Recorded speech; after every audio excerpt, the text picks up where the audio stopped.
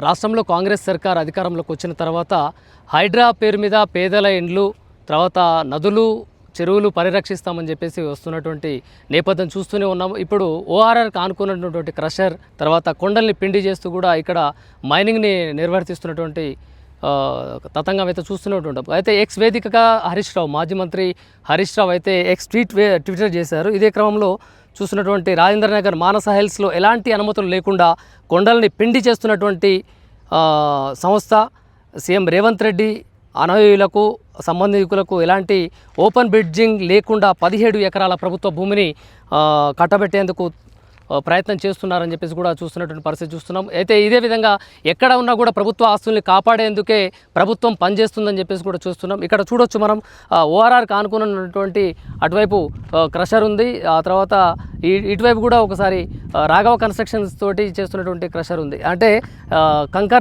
కంకర్ని తరలిస్తూ కంకర్లతోటి టిప్పర్లలో తరలిస్తున్నటువంటి లారీలు కూడా అక్కడ ఉన్నాయి. చూడొచ్చు మనం మొత్తం కొండలు దాదాపుగా కొన్నేళ్లుగా ఉన్నటువంటి చూపేమ విజువల్ కొన్నేళ్లుగా ఉన్నటువంటి కొండలు అన్నీ కూడా ఇప్పుడు నేలమట్టం అవుతూ ఒక సాధారణ ప్లాట్ల మాదిరిగా అవుతున్నటువంటి పరిస్థితి. ఇది ప్రభుత్వ ఆస్తులని కాపాడాలనే దిశలో కాంగ్రెస్ ప్రభుత్వం వ్యవహరిస్తుందని చెప్పేసి కూడా చెప్తున్నటువంటి పరిస్థితి చూస్తూనే ఉన్నాం. కానీ ఎందుకు మరి ఇక్కడ మైనింగ్ జరుగుతున్నా కూడా అనుమతులు ఉన్నాయా లేవా అనేది కూడా ప్రభుత్వం ఎందుకు పట్టించుకోలేకుండా దీనికి అధికారులు ఎందుకు స్పందించకుండా దీనిపై అప్రమత్తంగా ఉండకుండా వ్యవహరిస్తున్నారనేది కూడా అర్థం చేసుకోవాల్సినటువంటి ప్రభుత్వం నిర్లక్ష్య వైఖరితో ఎందుకు కొనసాగిస్తుందనేది కూడా ప్రశ్నార్థకంగా మారుతున్నటువంటి పరిస్థితి చూస్తూనే ఉన్నాం.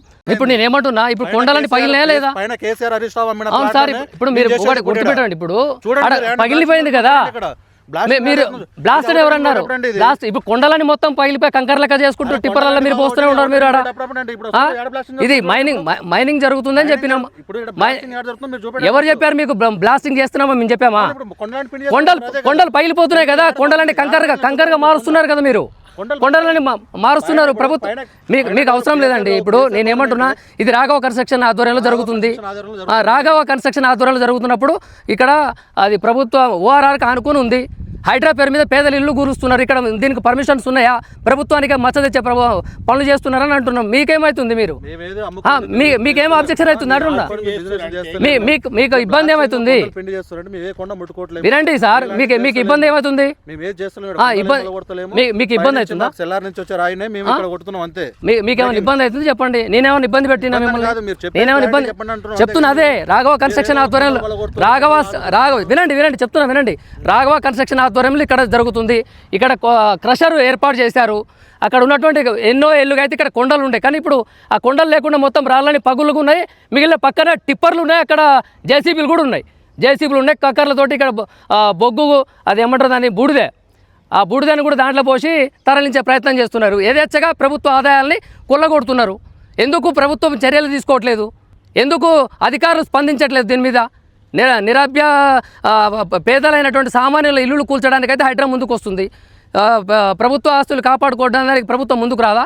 అంటే దీంట్లో ఎవరైనా మినిస్టర్ పై పెత్తందారులు వాళ్ళ చేతుల్లో ఏమైనా నడుస్తుందా?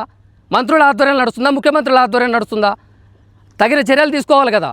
తక్షణమే దీని మీద కూడా మైనింగ్ వీళ్ళకి పర్మిషన్స్ ఉన్నాయా లేదా, తక్షణం దీడ చేయాల్సినటువంటి బాధ్యత వాళ్ళకు ఉందా, అర్హతలు ఉన్నాయా లేవా అనేది కూడా ప్రభుత్వం పట్టించుకొని తక్షణమే చర్య తీసుకోవాలని చెప్పేసి కూడా ఆర్జీటీవీ తరపు నుంచి రిక్వెస్ట్ చేస్తున్నాం. ప్రభుత్వ ఆస్తుల్ని కాపాడుకోవాల్సిన బాధ్యత మనందరి మీద ఉంది కాబట్టి.